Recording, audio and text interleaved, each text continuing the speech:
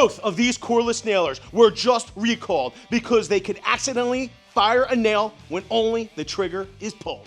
That's obviously a huge safety issue. So we're gonna break down what's going on, show you the specs of these tools, demonstrate some of the features, and talk about what might be causing the problem.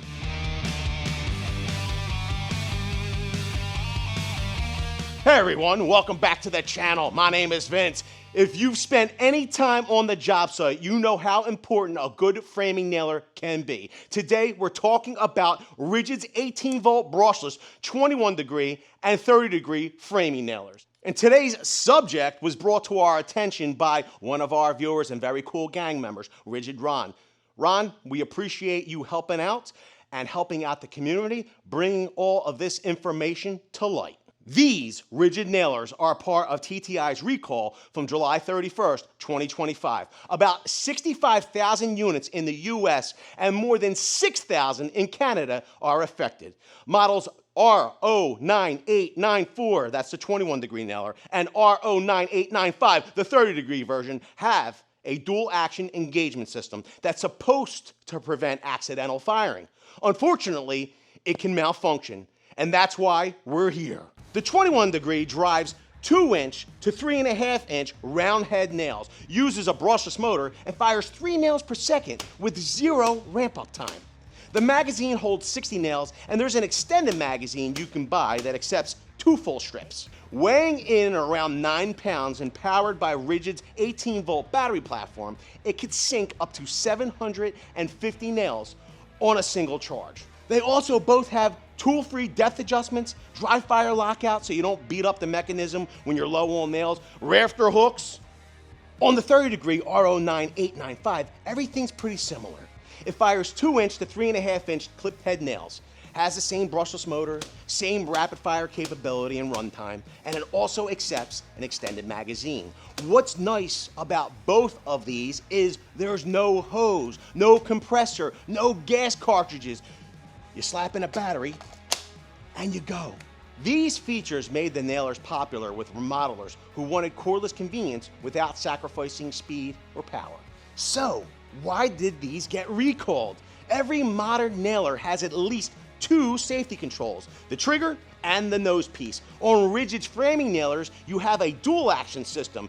You need to press the nose against the workpiece and pull the trigger for the tool to fire. This is often called contact tip or bump fire mechanism because you can hold the trigger and bump the nose to fire repeatedly. There's also a sequential setting where you have to press the nose first and then pull the trigger for each nail. Sequential mode is safer and is proven to reduce accidental discharges, but many pros use bump fire for speed. The problem arises when something goes wrong with the communication between the nose and the trigger. In the recall tools, the dual action engagement system can malfunction and think the nose is pressed even when it's not. That means pulling the trigger alone could send a nail flying. It's not good. But before we dig into what might cause this malfunction, we want to hear from you. Let us know down in the comments. What do you think of this recall? Do you own either of these RIDGID nailers? And if you're early to this video, let us know by typing the word first and join the notification squad. And if you are indeed first, you will be nominated for an illustrious title and possibly win an award. So, what's RIDGID saying? They've confirmed that only certain serial numbers are affected.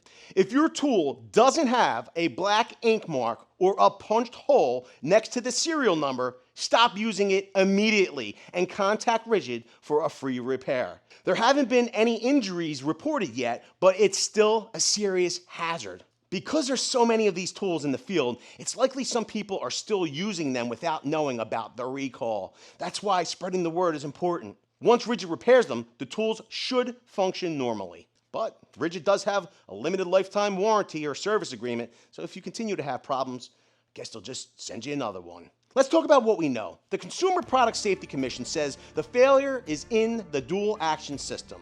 In a similar DeWALT recall, bump fire triggers were assembled incorrectly at the factory, letting the tool eject a fastener unexpectedly. A Hart brad nailer recall noted that the nose piece sensor could malfunction and make the tool fire when only the trigger was pulled. And another Hitachi recall described nails jamming and overriding the safety switch.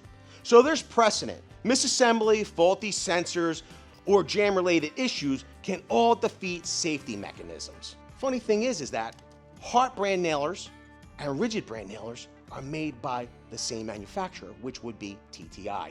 In other words, something inside the trigger linkage or the nose sensor isn't doing its job. It could be an electrical switch not sending the right signal, or a mechanical lever that's out of tolerance. But beyond what's been confirmed, we can speculate based on how these tools work and what other brands have experienced.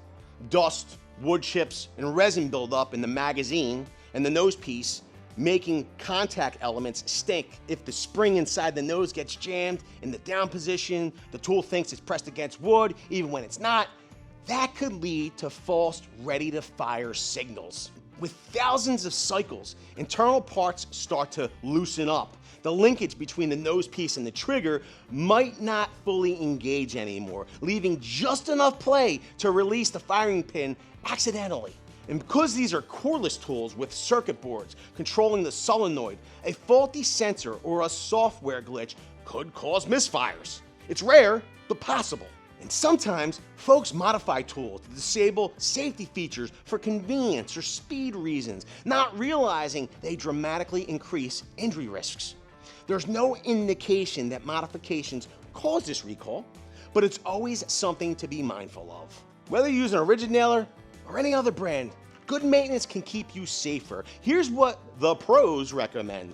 You should clear your jams promptly. When nails feed incorrectly, they wedge against the driver blade and stop the tool from cycling. Disconnect the battery, open the magazine, pull out the jam nails, and clean the channel where the nails ride. You should be using the right nails. Loading nails of the wrong length, gauge, or angle is a common cause of jams. Double check the nail size and collation type. You should always keep your nailers clean. Dirt and sawdust can build up in the magazine and trigger assembly. Every so often, blow out the magazine and moving parts with compressed air or a nylon brush. You should be mindful and inspecting your tools for damage. Dents, dings, or bent feeder springs in the magazine can cause the feeder to stick.